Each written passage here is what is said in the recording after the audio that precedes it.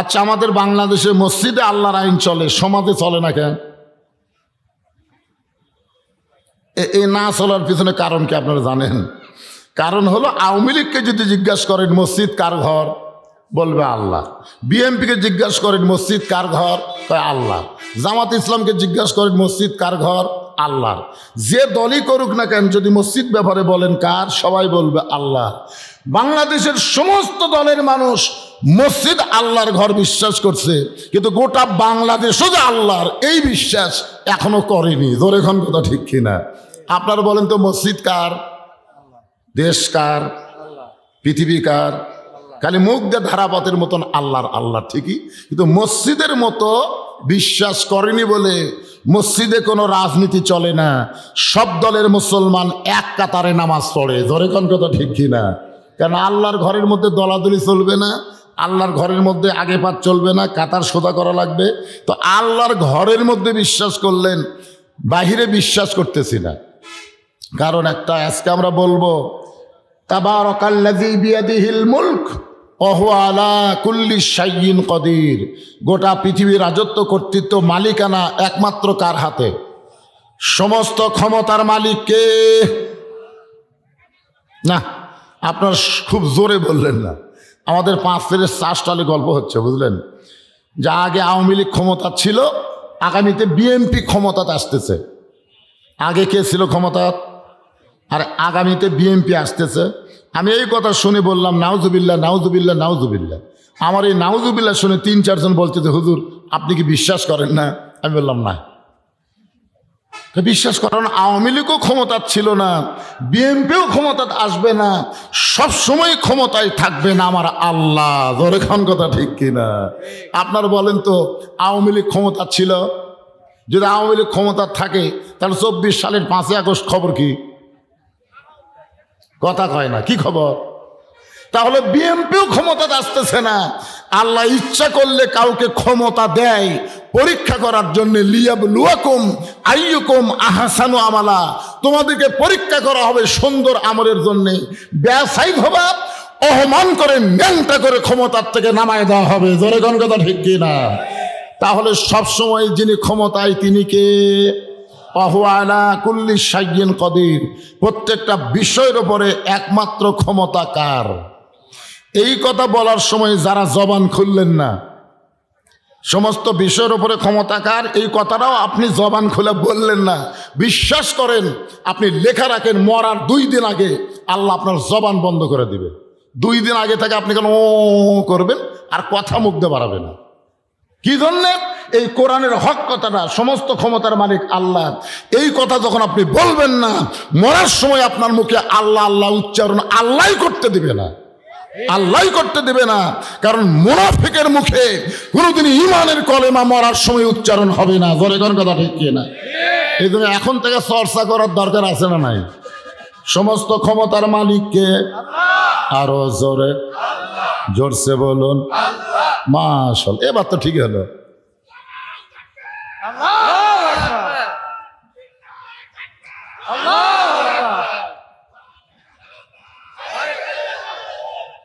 এই ঘরে ঘরে বাদ দেন তো, কি এক ঘরে ঘরে কয়ে কয়ে শেষ হয়ে গেছে। আশা করতেছি ইনশাআল্লাহ আল কোরআনের আলো, কোরআন হাদিস যেখানে, দুনিয়ার মুসলমান লিল্লাহে তাকবীর। হ্যাঁ, একটু মনোযোগ দিয়ে শুনবেন তো। এখন উমর ফারুকের চোখ দিয়ে পানি পড়তেছে কার ভয়ে? আরো জোরে, পাঞ্জাবি লম্বা। হায় হায়। হাক্কা তুকাতিহির ব্যাখ্যা করতে গিয়ে বলতেছে, একটু মনোযোগ দেবেন। এমন সময় আব্দুল্লাহ ইবনে ওমর, ওমর ফারুকের সন্তান, যোগ্য সন্তান, 30 পারা কোরআনের হাফেজ। সুবহানাল্লাহ কন না কেন? হাদিসের হাফেজ। শুধু 30 পারা কোরআনের হাফেজ না, হাদিসের হাফেজ। চিন্তা করে দেখেন নেতার বেটার যোগ্যতা কেমন হওয়া দরকার। আল্লাহর কোরআন দিয়ে যখন বাংলাদেশ চলবে, তখন নেতার বেটারা যতই শিক্ষা গ্রহণ করুক, আল্লাহর কোরআনের শিক্ষা তাদের জন্য বাধ্যতামূলক হবে। জোরে কোন কথা ঠিক কিনা? আল্লাহর কোরআন দিয়ে যখন বাংলাদেশ চলবে, তখন তিনি শিক্ষামন্ত্রী হবার পারবেন না। শিক্ষামন্ত্রী হতে গেলে আল্লাহর কোরআন নবীর হাদিসের জ্ঞান থাকা লাগবে। জোরে কোন কথা ঠিক কিনা? ৯৫% মুসলমানের দেশে তখন ঘোষণা হবে, খায়রুকুম মান তাআল্লামাল কোরআন ওয়া আল্লামাহ। ওই ব্যক্তি হলো পৃথিবীর সবচাইতে দামি সম্মানী, যে আল্লাহর কোরআন শিখেছে এবং অপরকে কোরআনের শিক্ষা দেয়। তখন আগডম বাগডম গরমের সাথে ঢাকঢোলক ঝাঁঝর বাজে, এই মিথ্যা শিক্ষা বাতিল হয়ে যাবে। মুসলমানের দেশে আল্লাহর কোরআন নবীর সুন্নাহ মোতাবেক শিক্ষা চালু হবে। জোরে কোন কথা ঠিক কিনা? এখন তো যা ইচ্ছা তাই চলতেছে। আমাদের ছোট ছোট বাচ্চাদেরকে পবিত্র হওয়ার জন্যে শুরুতে কোন শিক্ষা দেওয়া দরকার? পবিত্রতা শিক্ষা দেওয়া লাগবে না? একটা মাদ্রাসায় গিয়ে দেখবেন একটা বাচ্চা পেশাব করে কি করতেছে, আর একটা প্রাইমারি যা দেখবেন তুমি কি করতেছে, দেখবেন তো। মাদ্রাসার বাচ্চা পেশাব করেও পানি খরচ করতেছে, ওযু করতেছে। কারণ কি? লা ইয়ামাসসুহু ইল্লাল মুতাহহারুন। ততক্ষণ পর্যন্ত এই কোরআন শরীফ স্পর্শই করা যাবে না যতক্ষণ পবিত্র না হবে। আর ক্লাস 2 এর ছাত্র কান্দের উপর ব্যাগ লিয়ে খাড়া হয়ে পেশাব করতেছে। কেরে বেটা বসে পেশাব কর, কেমনে পেশাব করা লাগে তোর স্যার শিখাইনি? ও তখন মুসকে হাসের বলে, চাচা প্রাইমারি পেশাবখানা যায় দেখি আমার স্যারই খাড়া হয় পেশাব কর, আর স্যারই খাড়া হয়ে মারে, তাহলে বসবে? এইরকম অপরিষ্কার অপবিত্রতার দিন শেষ করে আগামীতে পবিত্রতার দেশ বাংলাদেশ গড়ে তোলা লাগবে। জোরে কোন কথা ঠিক কিনা? মান সাআলাল্লাহু তাআলা আশ-শাহাদাতা বিসিদকিন বাল্লাগাহুল্লাহু মানাজিলাশ শাহাদা ওয়া ইম্মাতা আলা ফিরাশিহি, রাওয়াহুল বুখারী কিতাবুল মাগাজি। আল্লাহ রাসূল বলেন, কোরআনের বিজয়ের আন্দোলন করতে গিয়া কেউ যদি শাহাদতের তামান্না নিয়ে অন্তর থেকে আল্লাহর কোরআনের কর্মী হয়ে যায়, ওই মাতা আলা ফিরাশিহি, সে যদি নিজের বিছনাতেও মৃত্যুবরণ করে, বাল্লাগাহুল্লাহু মানাজিলা শুহাদা, হাসরের ময়দানে আল্লাহ তাকে শহীদদের কাতারে দাঁড় করায় দেবে। তো তাহলে চেষ্টা করার দরকার আছে না নাই? জোরে করা আছে না নাই? হ্যাঁ, চেষ্টা করতে হবে ভাইজান। কারণ আমাদের বাংলাদেশে ওসমান হাদির নাম শোনেন আপনারা? আকাশেতে লক্ষ তারা, একটা চাঁদের আলো, হাজার কোটি মানুষের চাইতে একজন ওসমান হাদি ভালো। ওসমান হাদি কিন্তু মরে নাই। প্রত্যেকটা গ্রামে বাচ্চা জন্ম নিচ্ছে। মুসলমানের ছেলে জন্ম নেওয়ার সাথে সাথে কোন নাম ছেলের রাখবে? তারা কিন্তু অনেক ছেলের নাম ওসমান হাদি রাইকা দিছে। একটা ওসমান হাদি দুনিয়া থেকে চলে গেল, হাজার হাজার ওসমান হাদির জন্ম হচ্ছে। ধরে কোন কথা ঠিক কিনা? আপনার মনে করেন মরে গেছে, আসলে মরে নাই। আল্লাহ কোরআনে বলেছেন, ওয়ালা তাকুলু লিমান ইউকতালু ফি সাবিলিল্লাহি আমওয়াতুন বাল আহয়াউ ওয়ালাকিন লা তাশউরুন। আব্দুল্লাহ ইবনে ওমর বাবার পাশে দাঁড়ায় বলতেছে, রে নবীর সাহাবীরা, আমার বাবার জুব্বা লম্বা দেখে বাবার খুতবা তোমরা বন্ধ করে দিলে, কিন্তু আমার দিকে তাকায় দেখো, আমার পরনে কোনো নতুন কাপড় নাই। তোমরা খাটো পাঞ্জাবি হলেও তো নতুন পোশাক পরেছ, কিন্তু আমার পরে নতুন কোনো কাপড় নাই। এমন সময় অর্থমন্ত্রী ওসমান গনি, ওমর ফারুক যখন মদিনার খলিফা ছিলেন, ওই সময় অর্থমন্ত্রী হলেন ওসমান গনি। সুবহানাল্লাহ কন না কেন? অর্থমন্ত্রী, জোরে কন কি মন্ত্রী? ওমর ফারুক হচ্ছেন মদিনার খলিফা, ওই সময় অর্থমন্ত্রী ওসমান গনি, আর শিক্ষামন্ত্রী হলেন হজরত আলী। জোরে কন সুবহানাল্লাহ। ও আজগবি একজনকে মন্ত্রীর দায়িত্ব দিলে হবে না, তো বুঝে শোনা দেওয়া লাগবে। অর্থমন্ত্রী কেমন? অর্থমন্ত্রী তার চরিত্রটা কেমন, তার জীবনে পড়ে দেখেন। একদিন আল্লাহ রাসূল বললেন, ওসমান, আল্লাহ তোমাকে কত সম্পদ দিছে, তুমি কি তার হিসাব জানো? ওসমান গনি বলতেছি, ইয়া রাসূলুল্লাহ, যেদিন থেকে স্বাবলম্বী সামর্থ্যবান লোকের উপরে যাকাত ফরজ হয়ে গেছে, সেদিন থেকে অবশ্যই হিসাব রাখতে হবে। কারণ শতকরা 2.5 টাকা যাকাত দেওয়া কার হুকুম? তাহলে আল্লাহ যাদের সম্পদ দিছে, আপনারা বলেন তো হিসাবের দরকার আছে না নাই? খালি ভোটের সময় হিসাব দেওয়া, যারা প্রাপ্তি হচ্ছে তারা হিসাব দিচ্ছে, আমার এত টাকা আয়। কি হিসাব তো সরকারকে দেওয়া লাগবে না, দেওয়া লাগবে কাকে? কথা বলেন কাকে? তাহলে আপনার সম্পদের হিসাবের দরকার আছে না নাই? আজকে অনেকে বলে হুজুর আমার কত টাকা আছে আমি নিজেই জানি না। তুই জাহান্নামী, তুই জাহান্নামী। কারণ যেই বেটা সম্পদের হিসাব জানে না সে ঠিক মতো জাকাত আদায় করে না। জোরে কোন কথা ঠিক কিনা? জাকাত আদায় করা নামাজের মতোই ফরজ। যেখানে নামাজের কথা আছে সেখানে জাকাতের কথা আছে না নাই? জোরে কোন আছে না নাই? তো ওসমান গনি বললেন অবশ্যই তো একটা হিসাব আছে। আল্লাহ রাসূল বললেন হিসাবটা দাও তো। ওসমান গনি বললেন ইয়া রাসূলুল্লাহ, আল্লাহ আমাকে যত সম্পদ দিচ্ছে এই সম্পদগুলো রাখতে গিয়া যে গুদাম, এই মনোযোগ দিয়ে শুনবেন, যে গুদাম, এই গুদামে তালা দিয়ে এই তালার চাবি টানতে একটা উট হিমশিম খায়। আচ্ছা, এ ওয়াজ শোনার পরে সুবহানাল্লাহ বলেন না? তার মানে কোন দিকে তাকে আছেন আপনারা? এই আমার কথার দিকে খেয়াল করতেছেন না? করতেছেন? তাহলে কত সম্পদ আল্লাহ যে সম্পদ দিচ্ছে সেই সম্পদ গুদামে রাখে, এই গুদামে তালা দিয়া গুদামের চাবি টানতে একটা উট হিমশিম খায়। রাসূল বলেন ওসমান, আল্লাহ যদি তোমার সমস্ত সম্পদ ফেরত চায়, কারণ সম্পদ দিছে কে? যদি আল্লাহ ফেরত চায় তুমি কি করবা? কি মনে হচ্ছে আমার? কি কয়? হ্যাঁ, সম্পদ নাই ওই দিবি। বা বসো বসো। যেই বলছে সমস্ত সম্পদ যদি আল্লাহ ফেরত চাই তুমি কি করবা, সঙ্গে সঙ্গে ওসমান গনি মারছে দৌড়। সমস্ত সাহাবীরা ভাবতেছে ওসমান গনি দৌড় দেওয়ার কারণ কি? আল্লাহ রাসূল বললেন একটু ধৈর্য ধরো। কিছুক্ষণ পরে দেখা যায় ওসমান গনি যে উটটা চাবি বহন করে ওই উটটা রশি ধরে ধরে নবীর কাছে এনে বললেন ইয়া রাসূলুল্লাহ, সমস্ত গুদাম না, গুদামের শুধু সম্পদ না, গুদামের তালা, গুদামের চাবি বহনকারী উটটাও পর্যন্ত আমি আল্লাহরে দিয়া দিলাম। নবী আসমানের দিকে তাকাই বলেন আল্লাহ, এই পরীক্ষার তো ওসমান গোল্ডেন এ প্লাস পেল, আপনি ওসমানও কি দিবেন? চাওয়া মাত্রই সমস্ত সম্পদ আপনাকে দিয়ে দিবার চাই।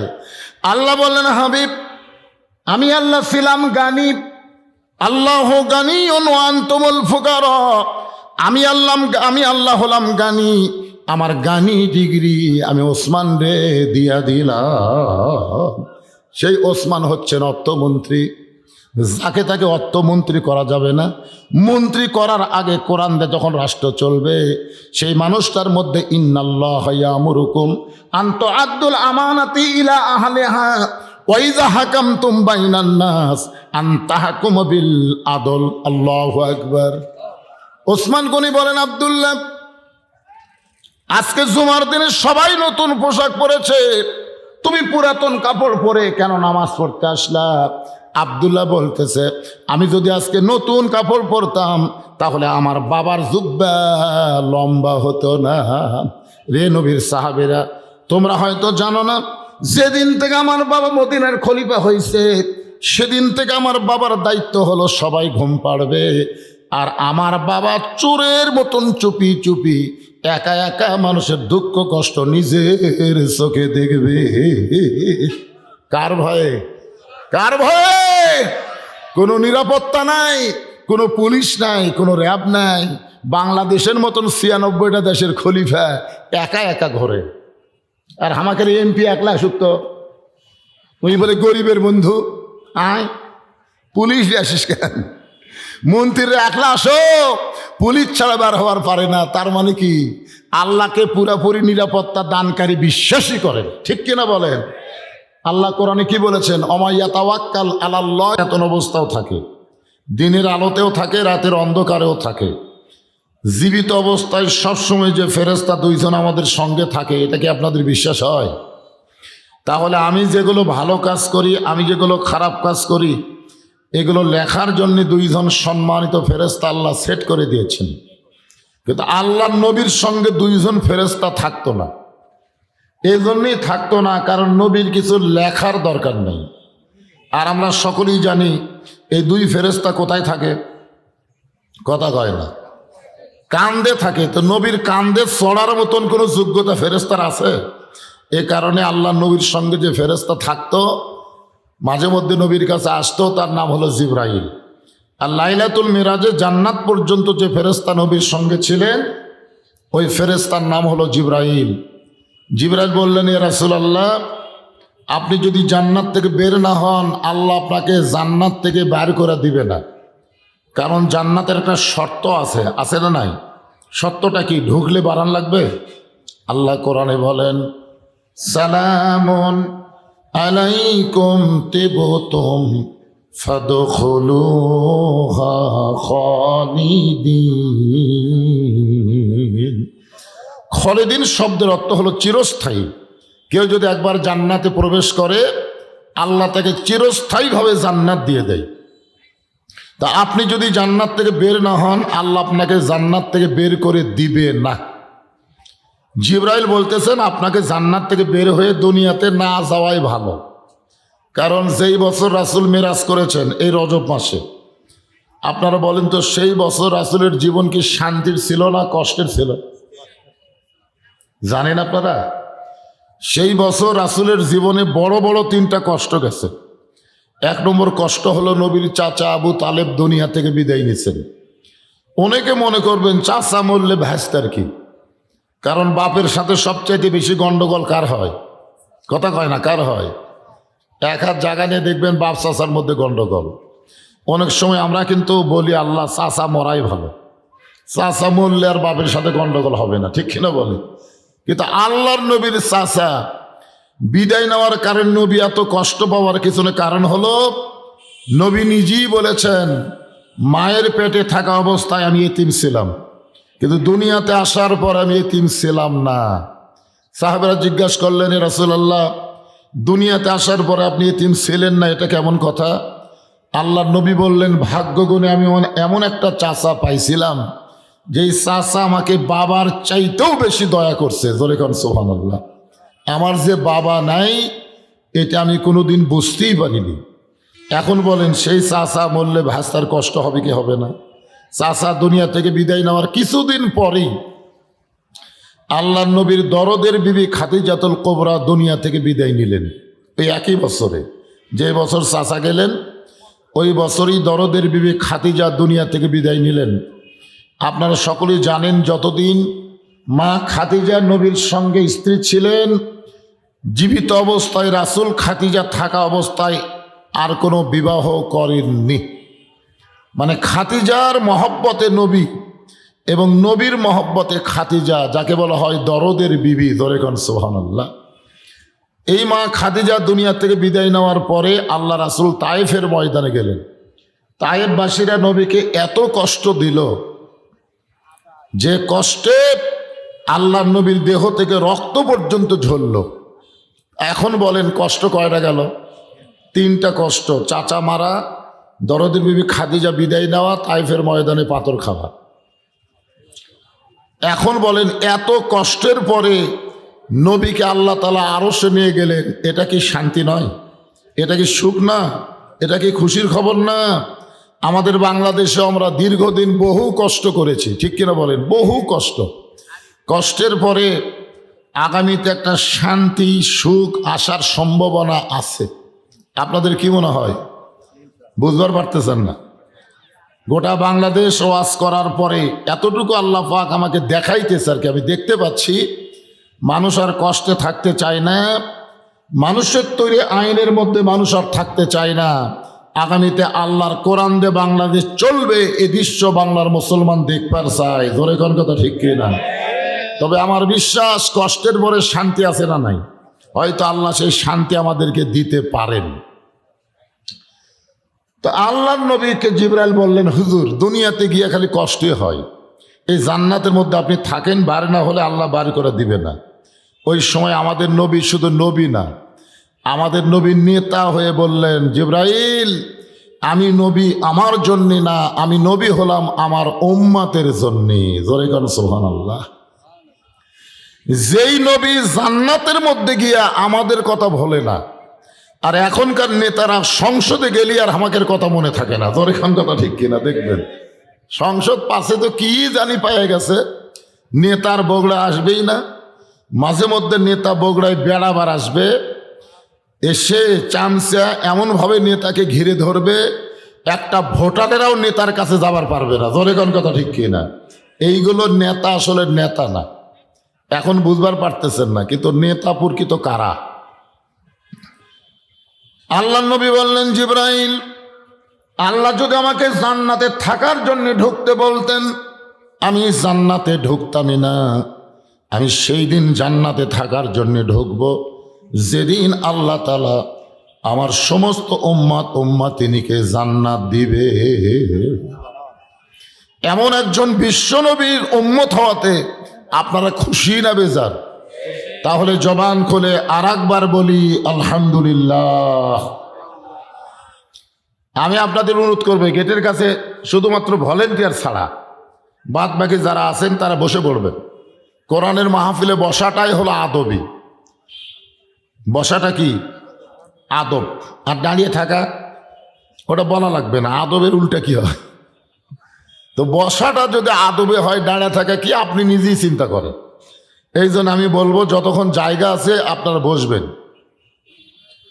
যে কোরআন থেকে আপনারা আলোচনা শুনবেন, এ কোরআন সম্পর্কে আমাদের ধারণা থাকা দরকার, ঠিক কিনা বলেন?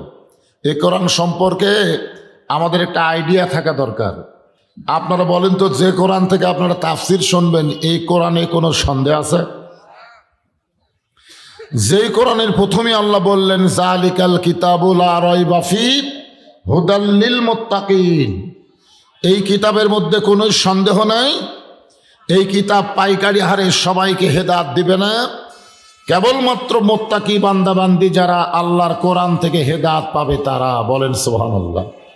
এখন বলেন তো, আপনাদের শাকপালা এলাকায় মুত্তাকি কারা? যারা কোরআন থেকে হেদায়েত পাবে পাইকারি হারে সবাই পাবে। যারা এখন মেলার মধ্যে ঘুরতেছে এরাও মুত্তাকি। যারা আমার সামনে বসে আছেন আপনারা আর মেলার মধ্যে ঘরে যারা, সবাই সমান? যখন সবাই কি সমান?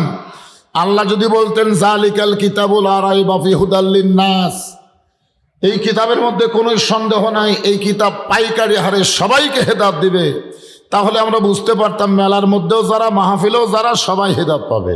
আসলে আল্লাহ তাআলা এখানে কেবাসিরি করে বললেন, মুত্তাকি বান্দাবান্দি যারা আল্লাহর কোরআন থেকে হেদায়েত পাবে তারা।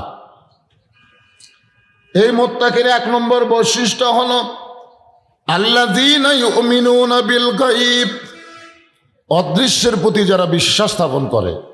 আপনারা কিছুক্ষণ আগে মাগরিবের নামাজ পড়ছেন, পড়েন নাই? আচ্ছা, মাগরিবের নামাজ পড়ার সময় এক সময় আত্তাহিয়াতুর শেষের দিকে যায়, আপনারা কিন্তু এভাবে আঙ্গুল তুলছেন, তোলেননি? আচ্ছা, কি জন্য তুলছেন? আমি এক মুসল্লির বললাম, ভাই এদের ভাবে আঙ্গুল মারলেন কারণ কি? সবাই তোলে, আমিও তুলি। মানে সবাই তোলে, ওইও তোলে, আমরা কি সেজন্যই তুলি? আমরা কিন্তু স্বীকারোক্তি দিলাম, আশহাদু আল্লা ইলাহা ইল্লাল্লাহ। ফেরেশতারা বলতেছে, আল্লাহ তোমার যে বান্দা নামাজের মধ্যে আত্তাহিয়াতুর শুরুতে বসে ইল্লাল্লাহ বলে এক আঙ্গুল তুলে তোমার স্বীকারোক্তি দিল, এরা কি তোমাকে দেখছে? তা আল্লাহ বলতেছে, এরা তো আমাকে দেখে নাই। ফেরেশতারা বলল, না দেখা আল্লাহকে যারা স্বীকারোক্তি দেয় এদের রেজাল্ট কি? আল্লাহ বলতেছে, এরা যতই পাপী হোক না কেন, এরা পাবে বিনা হিসাবে জান্নাতি। ইয়ার কি মনে করছেন? এভাবে আঙ্গুল তোলা সবার ভাগ্যে হয় না, একমাত্র নামাজি যারা তারাই আঙ্গুল তুলতে পারে। ধরে কোন কথা ঠিক কি না? অদৃশ্যের প্রতি বিশ্বাস স্থাপন করা। মুত্তাকি বান্দাবান্দি যারা হবে, না দেখা দুই ফেরেশতাকে তারা বিশ্বাস করবে। আমার দুই কান্দে দুটো ফেরেশতা আছে, দেখছি কোন দিন রাতের অন্ধকারে দরজা জানলা লাগা দিয়ে অনেক ছেলেরা ভিডিও, মোবাইলের অশ্লীল ভিডিও দেখবার যখন চায়, ও যদি বিশ্বাস করে আমি একলা না রে, আমার কম্বলের মধ্যে আমার দুই ফেরেশতাও কান্দত আছে, আপনার বলেন তো ও অশ্লীল ভিডিও দেখতে পারবে? কারণ তোমার দুই কান্দে দুই মোহরি, লিখিতেছেন ডায়েরি, দলিল দেখে রায় দিবে, টাকা পয়সার নাই কারবার, কিরামান কাতিবিনা ইয়ালামুনা মা তাফআলুন। মুত্তাকি বান্দাবান্দি যারা, তারা কোনোদিন চারিদিকে তাকাবে না। আজকে আমরা কোনো কাজ করার সময় চারিদিকে তাকাই, এভাবে চারিদিকে তাকাই, দেখি কেউ নেই, তখন মনে করি কেউ যখন দেখতেছে না তাহলে অন্যায় করি। মুত্তাকি যারা হবে তারা কোন দিকে তাকাবে? চারিদিকে না তাকালে কোন দিকে তাকাবে? ওরে বাবারে, কে দেখতেছে? কথা বলেন না কেন, কে দেখতেছে? হ্যাঁ, এই জন্য সবাই মুত্তাকি হওয়ার পারে না। অনেক নামাজিও দেখবেন মুত্তাকি হওয়ার পারে না, নামাজ পড়ে তারপরও চারিদিকে তাকায় দেয় কেউ নাই, অন্যায় করে। অথচ যে ব্যক্তির নামাজ আদায় করবে সে কিন্তু অন্যায় করবে না, কিন্তু নামাজ যারা পড়ে তারা করতে পারে। এই কোরআন শরীফে নামাজ পড়ার কথা এক জায়গাও নেই। ইকরাউস সালাত কোনো জায়গাত নাই, সব জায়গায় আছে আকিমুস সালাত, নামাজ কি করো? কায়েম করো। বর্তমান আমাদের বাংলাদেশে আমরা নামাজ পড়তেছি, নামাজ কায়েম হচ্ছে না। কায়েম শব্দের অর্থ হলো প্রতিষ্ঠা। আপনার বলেন তো, এখানে যত মানুষ আমরা বসে আছি সবার পরনে কাপড় আছে না নাই? সবার শরীরে কাপড় আছে না নাই? তাহলে বোঝা গেল আমাদের বাংলাদেশে কাপড় পরা এটা কায়েম হয়ে গেছে, এটা প্রতিষ্ঠা পেয়ে গেছে। এখন যদি কোনো উলঙ্গ মানুষ আপনাদের কাছে এসে বসবার চায়, ন্যাংটা মানুষ, আপনারা কে কাছে বসাবেন? বসাবেন? বরং সবাই ন্যাংটাকে তাড়া দিবেন, না হয় জোর করে তাকে কাপড় পরাবেন, যে কোনো একটা করবেন, হয় তাড়ায় দিবেন না হয় কাপড় পরাবেন। তাহলে বোঝা গেল যেখানে কাপড় পরা প্রতিষ্ঠা হয়ে গেছে, কায়েম হয়ে গেছে, এই জায়গায় ন্যাংটা মানুষকে যেমন মনে হয়, যেদিন বাংলাদেশে নামাজ কায়েম হবে সেদিন বেনামাজিকে ন্যাংটার মতন মনে হবে। ধরে কোন কথা ঠিক না? হয় তাকে সমাজ থেকে তাড়ায় দিবেন, না হয় তাকে যেভাবেই হোক নামাজ আদায় করার ব্যবস্থা করাবেন। ধরে কোন কথা ঠিক না? এখন আপনারা বলেন তো, আমাদের বাংলাদেশে কি নামাজ কায়েম হয়েছে? তো নামাজ কায়েম কি দেওয়া হবে? আমার ওয়াজ দেওয়া হবে?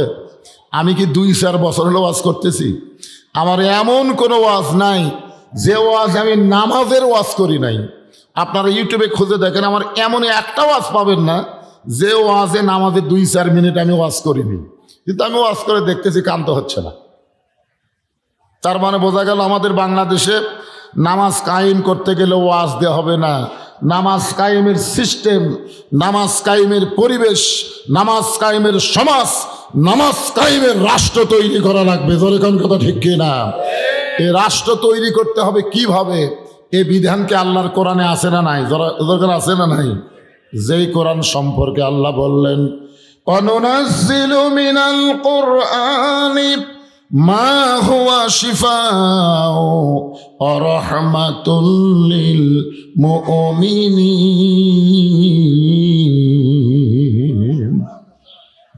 আল্লাহ কোরআনকে নাজিল করেছেন মুমিনদের যাবতীয় রোগের শিফা হিসাবে, রহমত স্বরূপ। সুবহানাল্লাহ বলেন। এই শিফাটার স্লোগান হলো সব সমস্যার সমাধান দিতে পারে আল কোরআন। এটা কি আপনারা বিশ্বাস করেন? শুধুমাত্র কোরআনের ওয়াজ শুনলে হবে না তো। আপনারা যে কোরআনের ওয়াজ শুনতেছেন, আপনাদের চাইতেও বেশি গুরুত্ব দিয়ে কোরআন শুনেছে, তার নাম কি? আপনাদের চাইতেও বেশি গুরুত্ব দিয়ে যে কোরআন শুনছে তার নাম হলো আবু জেহেল। ধরে বলেন তার নাম কি? আপনারা তো খেরের উপর শীতের দিনে বসে বসে ওয়াজ শুনতেছেন, ও তো বসার জায়গা পায়নি, ও সামনেও দাঁড়াবার সাহস পায়নি, ও পিছনে দাঁড়ায়া আলোর মধ্যেও না, অন্ধকারে চোরের মতন চুপি চুপি 2-1 ঘন্টা না, সারা রাত কোরআন তেলাওয়াত শুনছে, সারা রাত। যেই কোরআন সম্পর্কে আল্লাহ বললেন, ইন্নামাল মুমিনুনা আল্লাযীনা ইযা যুকিরাল্লাহু ওয়াজিলাত কুলুবুহুম ওয়া ইযা তুলিয়াত আলাইহিম আয়াতুহু যাদাতুহুম ঈমানাও ওয়া আলা রাব্বিহিম ইয়াতাওয়াক্কালুন। কি বুঝলেন? মুমিন কারা? আবু জেহেল কি মুমিন? কোরআন শুনছে, কোরআন শুনছে সারা রাত। সকালবেলা গিয়ে মিটিংয়ে মুখ ফসকে বলে ফেলেছে, এত সুন্দর কোরআনের বাণী, রাতটা কোন দিক দিয়ে গেল আমি বুঝবারই পারিনি। যেরকম আমরা অনেকে বলি বদরশি 2 ঘন্টা ওয়াজ করলো রে, বোঝাই গেল না, অথচ এশার নামাজ পড়লো না। কি বুঝতেছেন? বদরশি 2 ঘন্টা ওয়াজ করলো, বোঝাই গেল না, অথচ এই লোকটা ফজরের নামাজ পড়লো না। আপনারা বলেন তো, এর চরিত্র আর আবু জেহেলের চরিত্র কি সমান না? আমার কথা কি বুঝতেছেন? তা আবু জেহেল বলতেছে এত সুন্দর কোরআনের বাণী, রাতটা কোন দিক দিয়ে গেল আমি বুঝবারই পারিনি। তা আবু সুফিয়ান বলে, নেতা যেই কোরআন শুনতে সারা রাত চলে যায় বোঝা যায় না, সেই কোরআন ধরলে অসুবিধা কি? শুনলেই যদি এত মজা, তাহলে এটা ধরার দরকার আছে না নাই? এই জায়গায় বাংলাদেশে সমস্যা, এই জায়গাতে সমস্যা। কোরআনের ওয়াজ শুনবে কিন্তু কোরআন ধরবে না। কোরআন ধরা মানে কি? কোরআন অনুযায়ী নিজে চলার চেষ্টা করা, এরই নাম হলো কোরআন ধরা। তা আবু জেহেল বলতেছে কোরআনকে যদি আমরা ধরি তাহলে আমাদের ভুয়া নেতৃত্ব চলবি না। কি নেতৃত্ব?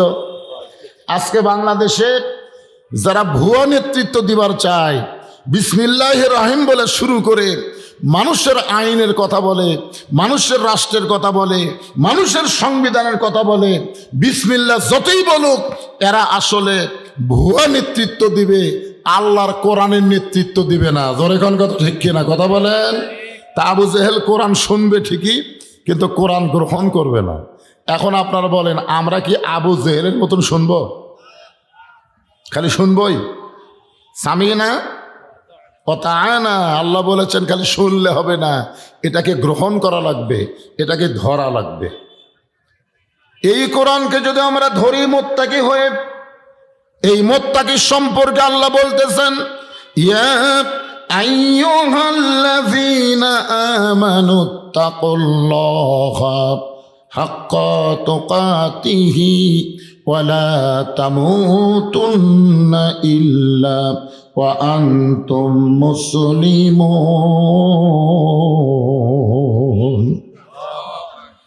এই মুত্তাকির ব্যাখ্যা করতে গিয়ে আল্লাহ এখানে বলতেছেন যে হুদাল্লিল মুত্তাকিন, কোরআন থেকে হেদায়েত নিতে গেলে কি হওয়া লাগবে?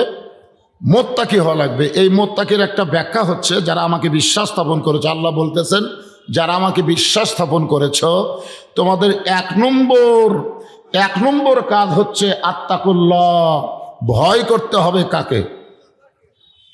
তো আল্লাহকে আমরা বর্তমানে ভয় করতেছি ঠিকই, কিন্তু জাগা মতো করতেছি না। আল্লাহর ভয় কি মাঝে মাঝে না সব সময়? তো আপনি মসজিদের মধ্যে কার ভয়? কথা কয় না। তো বগুড়ার বড় মসজিদ বা বাইতুর রহমান মসজিদে আপনি যখন জোহরের নামাজ আদায় করবেন, জোহরের নামাজ, কোন নামাজ? নিয়ত করেছেন আল্লাহর ভয়ে, সোয়াবের আশায় সামনে কাতারে নামাজ পড়ব। কার ভয়ে? আল্লাহর ভয়ে, সোয়াবের আশায়। সামনে কাতারে নামাজ পড়লে সোয়াব কম না বেশি? কিন্তু দরজাত গিয়া আপনি পায়ের দিকে তাকায় দেখলেন 3000 টাকার জুতে। মসজিদের দরজাত গিয়ে আপনি পায়ের দিকে খেয়াল করে দেখেন আপনার জুতার দাম কত? 3000 টাকা। মনে করেন 3000 টাকার জুতে। এখন আপনি বলেন তো, আল্লাহর ভয়ে জুতার দরজাত রেখে আপনি কি সামনে কাতারে বর্তমান পরিবেশে যাবার পারবেন? যে পরিবেশ বর্তমানে চলতেছে, এই পরিবেশে আল্লাহর ভয় জুতার দরজাত থুইয়া এই মাইকের সাউন্ড এরকম খারাপ করে দিলা কেন? এতক্ষণ তো ভালোই আসছিল, বিসমিল্লাহ কয়ে হাত দিল। হ্যাঁ, সাউন্ড বাহিরে যদি কম হয় বাহিরে দাও, ভিতরে দিও না। ভিতরে তো যথেষ্ট সাউন্ড হচ্ছে। তোমাকে মিশিংয়ের ক্যাপাসিটি বাহিরে দাও, ভিতরে দিও না। ভিতরে খালি গম গম করতেছে, সেটা বুঝতে পারবে না। আসলে মুরগির তলে 12 ডিম দিছে, 10টার বাচ্চা হচ্ছে, 2টার বাচ্চা হয়নি। আপনারা বলেন তো, এই 2টা ডিমের বাচ্চা না হওয়ার কারণ কি? কারণ হলো তাপ পাওয়া, মানে বুকের নিচে থাকেনি। ডিমগুলো থাকা লাগবে মুরগির কারতলে, কিন্তু ওই 2টা ডিম খালি বাহিরে, বারবার খালি বাহিরে গেছে। তো বাহিরে ডিম থাকলে যেমন বাচ্চা হয় না, এই সামিয়ানার বাহিরে যতই চেষ্টা করেন সাউন্ড দিয়ে কাম হবে না। কারণ ওরা বাইরের লোক। ওরা কিসের লোক? ওরা বাহিরের লোক। ভিতরে আসা লাগবে। আল্লাহ ভিতরে আসার কথা বলেছেন পুরাপুরি ভাবে। উদখুলু ফিস-সিলমি কাফা। কাফা মানে কি? পুরাপুরি সামিয়ানার তলে আসা লাগবে, এই ভিতরে আসা লাগবে। খুব খেয়াল করেন, তাহলে আপনি এখন আল্লাহর ভয়ে মসজিদের দরজার জুতা থুয়ে আপনি সামনে কাতারে যাবার পারতেছেন না, তাহলে আপনি কার ভয় করতেছেন? কথা কয় না, চোরের ভয়। তাহলে বর্তমান পরিবেশে ভয় বেশি কার, আল্লাহর না চোরের? কারণ আগে জুতা হাতত নিলেন কার ভয়ে, তারপরে মসজিদে ঢুকলেন কার ভয়ে? তাহলে আগে চোরের ভয়, তারপরে আল্লাহর ভয়। এই ভয়ে যদি কিয়ামত পর্যন্ত হায়াত পান, একটা ওয়াক্ত নামাজ আপনার কবুল হবে না। শুধুমাত্র ভয় করা লাগবে কার? তার চোরের ভয় কেন? আমার এক বন্ধু বলতেছে, ভাই বগুড়া একটা জায়গা কিনলাম কিন্তু বাসা করবার পারতেছি না। তা আমি কইলাম, কেন ভাই, টাকা নাই? কয় টাকাও আছে, তো করতেছেন না কেন? বলে চাঁদাবাজের ভয়। ধরে কারণ কিসের ভয়? বাসা করবার গেলেই ভিত থেকে শুরু করা লিন্টন পর্যন্ত খালি দেওয়াই লাগবে, এই ভয়ে আমি বাসা করতেছি না। আপনার বলেন, তুই আল্লাহর ভয় করতেছে না, না চাঁদাবাজের ভয়? তাহলে মসজিদে নামাজ পড়ে পারতেছেন না চোরের ভয়ে, জুতা নিয়ে বাইরে রাখতে পারতেছেন না, আবার বাসা বাড়ি করবার পারতেছেন না চাঁদাবাজের ভয়। এত ভয় বাংলাদেশে থাকবে না যদি আল্লাহর কোরআন দিয়ে বাংলাদেশ চলে। ধরে কোন কথা ঠিক কিনা? একটা ভয়ও থাকবে না। তাহলে পুরাপুরি আত্মাকুল্লা ডিগ্রি অর্জন করতে গেলে মানুষের তৈরি করা সমাজ দেওয়া হবে না, মানুষের তৈরি করা রাষ্ট্র দেওয়া হবে না, আল্লাহর কোরআনের রাষ্ট্র লাগবে। ধরে কোন কথা ঠিক? হ্যাঁ। এরপর আল্লাহ বলতেছেন, হাক্কা তুকাতিহি, ভয় করার মতন ভয় করা লাগবে, সবসময় ভয় করা লাগবে, করার মতন ভয়। এই ভয় করার মতন ভয় কেমনে হয় এইটা বোঝানোর জন্য বলতেছে, একটু মনোযোগ দেন। আমাদের বাংলাদেশের মতন, এই খেয়াল করেন, আমাদের বাংলাদেশের মতন ৯৬টা দেশ একত্র করলে যত বড় এরিয়া হবে, তার চাইতে বেশি এরিয়ার একজন খলিফা ছিলেন হজরত উমর। ধরে কোন সুবহানাল্লাহ। আপনারা উমর ফারুকের জীবনী পড়ে দেখবেন, উমর ফারুক যতদিন সাহাবী ছিলেন ততদিন এত গরম ছিল যে রাস্তা দিয়ে উমর যাইতো, সেই রাস্তা দিয়ে শয়তান কয়দিন যাওয়ার পারত না। কিন্তু হজরত উমর যেদিন থেকে মদিনার খলিফা হলো, সেই দিন থেকে হজরত উমর কিন্তু এত গরম ছিল না, উমরের মতো নরম মানুষ কেউ ছিল না। বলেন সুবহানাল্লাহ। তাহলে চিন্তা করে দেখেন, আল্লাহর কোরআন দিয়ে যখন কাউকে দায়িত্ব দেওয়া হয়, সে ক্ষমতা পাওয়ার আগে হয়তো গরম থাকতে পারে, কিন্তু আল্লাহ যখন ক্ষমতা দেয় তখন কি হয়? নরম হয় না গরম হয়? আর আমাদের বাংলাদেশে নরম কখন হয়? ক্ষমতা পাওয়ার আগে নরম। গরিবের বন্ধু, সমাজসেবক, জনদরদী নেতা গাড়ির থেকে নামে ফকিরক সালাম দেয়, আসসালামু আলাইকুম চাচা কেমন আছেন? ফকির চারিদিকে তাকায় দেয়, কে রে বাবা, কারে সালাম দিলে? আপনাকে দিলাম, আমি তো ভিক্ষা করে খাই। কয় ভোটের আগে চাচা আপনিও তো আমিও তাই। আয় নেতা রে, ভোটের আগে নেতা এত নরম হয়ে গেছে, সাধারণ মানুষের কাছে গিয়ে হাত ধরে ধরে মনে করতেছে নেতার চাইতে ভালো মানুষ কেউ নাই।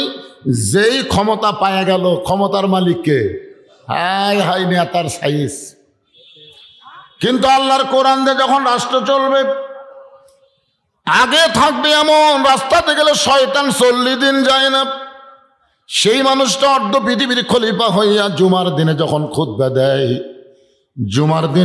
খুতবা দেয়, এমন সময় একজন সাহাবী দাঁড়িয়ে বলতেছে, আমিরুল মুমিনিন, আপনার খুতবা আমরা শুনব না। ওমর ফারুক চমকে গেল, কি জন্যে ভাইজান? আমার দোষটা কি? কোন দোষে আমার খুতবা শুনবা না?